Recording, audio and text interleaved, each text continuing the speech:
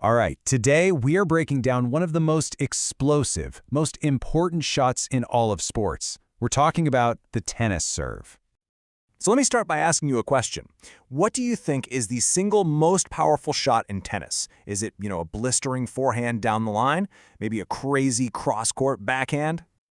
Well, the answer might surprise you. The most powerful shot is the serve. And the reason why is actually pretty simple. It's the only shot in the entire game where the player has absolute 100% control. Every single point starts right here, on their terms. And that is what makes it the most important shot. See, it's not just a way to get the ball in play, right? It's a full-on offensive weapon. The whole point is to either win the point outright with an ace, or at the very least, set yourself up for a super easy next shot. To do that, players have this amazing arsenal of three primary serves. First, you've got the flat serve. That's just pure, raw power and speed. Then there's the slice, which uses side spin to drag your opponent way off the court. And finally, the kick serve, which has this heavy topspin that makes the ball jump up high in a really nasty way. So you gotta wonder, right? How can the same basic motion create three totally different outcomes? Well, the secret, the magic ingredient, is spin. By tweaking how the racket face brushes against the ball, players can make it do all sorts of wild things. And you can really see it when you break it down like this. The flat serve, it has almost no spin, so it just travels like a bullet, straight and fast. The slice serve gets that side spin, making the ball curve sideways and then stay really low after the bounce. But the kick serve, that one's a mix of topspin and side spin. It creates this high arc over the net, and then, just like the name says, it kicks up high and aggressively. So how do they actually do this?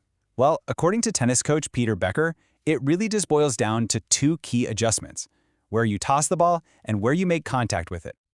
Let's use the kick serve as a perfect example. The toss goes slightly behind the player's head. They get this deep knee bend to load up on power, but look, their back stays straight. Then the racket comes up and brushes across the back of the ball. And here's the part that messes with your brain. To get that crazy spin, the racket actually swings along the baseline, not towards the service box. Kind of wild, right? But that brushing motion, that's just the final step. It's the tip of the iceberg. The real power, the raw energy behind any serve, comes from something in biomechanics called the kinetic chain.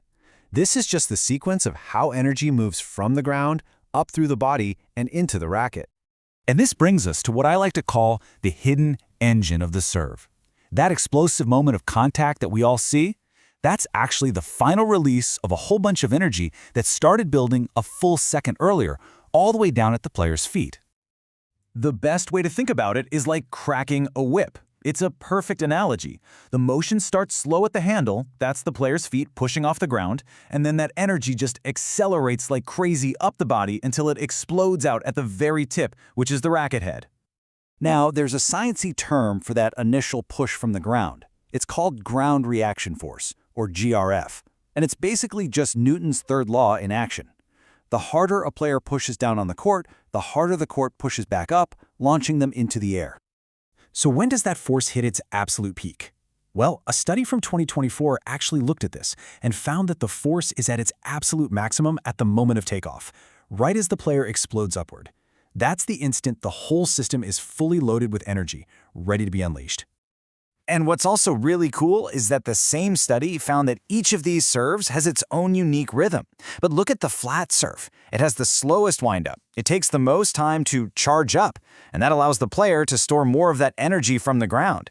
That longer charge-up phase is one of the big reasons the flat serve is just so fast. So, with all this science and all this technique at their disposal, players are constantly facing this dilemma every time they step up to the service line. It's a high-stakes choice between going for raw, overwhelming power and just playing it safe with consistency.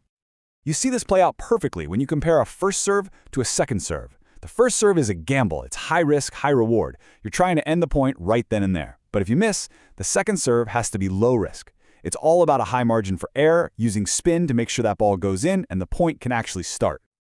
So just how big is that shift in strategy? Well, let's put a number on it. For a top player, the average speed drops by a massive 29 kilometers per hour between their first and second serve. That's a huge difference. And, you guessed it, that drop in speed has a direct, massive impact on their chances of winning the point. The data shows their win percentage on serve plummets by a staggering 19% when they're forced to hit a second serve. Playing it safe literally puts you at a huge disadvantage from the get-go. But okay, the win percentage goes down, we get that.